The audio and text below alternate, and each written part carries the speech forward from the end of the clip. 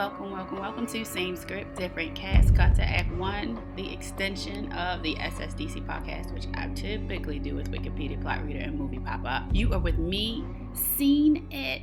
I think it.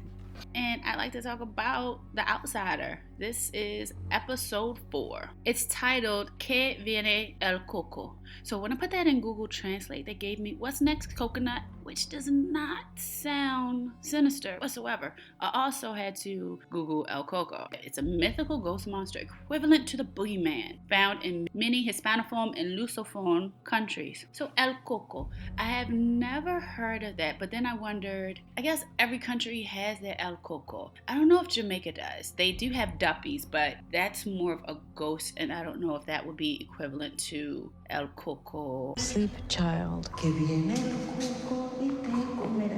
Sleep now. Some things that I came away with this episode, I was just jotting them down as I was watching, is when Daddy Maitland was talking to Holly in the hospital room. He was talking about cards and her getting slapped or something like that. Then when he said, It wasn't him, you know.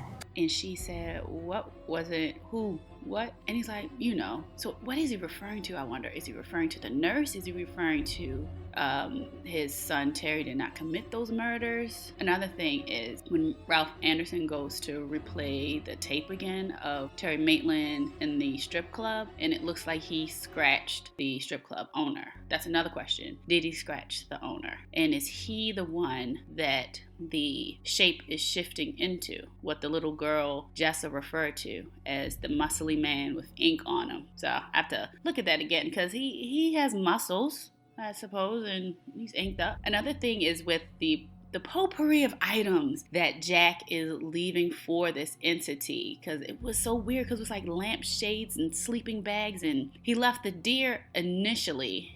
And then when we return to the same spot, you can see that the deer is skinned. And so it's like something was eating it. And I'm telling you, I'm looking for clues. There was this one scene where Jack is kind of looking off into oblivion, and Tamika, the colleague who just had the baby, who was also shot, she's walking around on crutches. And she comes in there and she asks him, you know, you've been looking at the screen the whole time. And on the screen, it says Sakaya Harris. So I was like, what does that mean? Is that going to be a victim? Is that who he's going to be looking for a little bit? And I looked up Sakaya Harris, and she's actually on the art department for the show The Outsider. Nothing related to the show, just a little shout out to the production and art department. Another question I have, does Holly also possess The Shining? And I say that because as she is going to the airport, and she has a totally big fear of airports, on her way to go to New York to conduct an interview, on her way there, she does a flashback to when she was a child and she's getting the MRI, and she sees her Nana there, and her Nana's just like, it's going to be okay, because she was scared. She touched her face and Nana touched her hand. So I was wondering, does that also mean that she has The Shining? Will that come out? Since there have been little Easter eggs throughout the show so far. I mean, because we have the name Hofstadter, which goes to it, and so I was just curious about that too.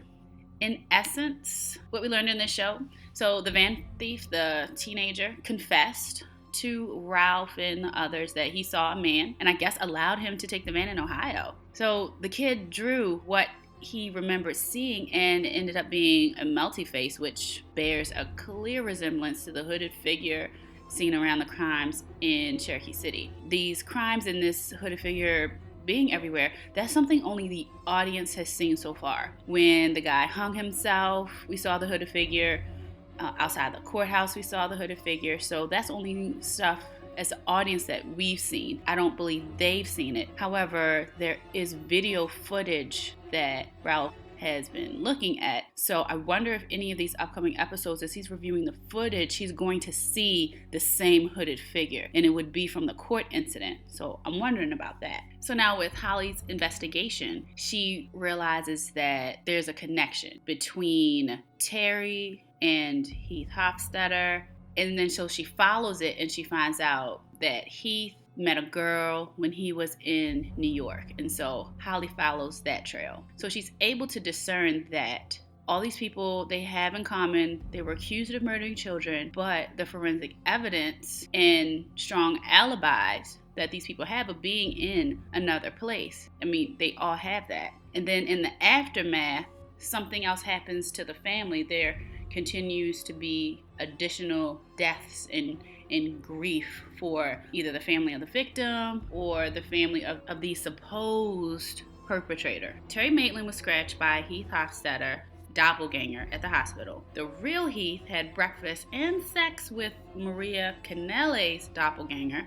Ralph identifies on the security footage that the local bouncer, which I mentioned before, but his name is Claude Bolton, was scratched on his wrist by Terry Maitland's doppelganger the night of the murder of Frankie Peterson.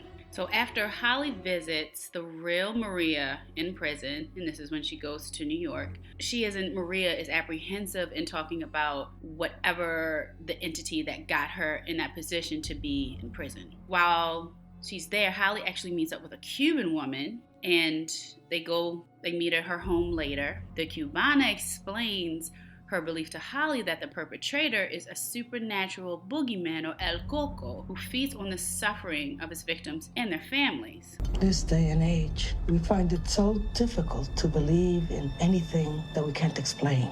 And then she mentioned another term afterwards, because it's just like the after effect, so the grief. So the initial child eating happens, and then the aftermath, additional grief, which the entity, the shape, feeds off of. Again, that's Pennywise. He feeds off of fear, but this is another entity. So this is pretty interesting. I wonder where we're going to go from here. And Jack is just really suffering from all the, I don't know what else to call them, the hypnotic pus bumps. That sounds so horrible.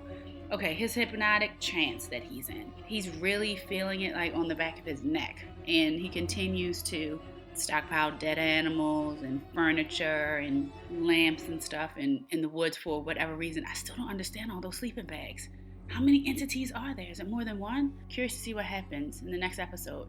So thank you so much for listening to me and my different theories and questions that I have. And we're going to see what goes on with this show. All right, thanks for joining me. See ya.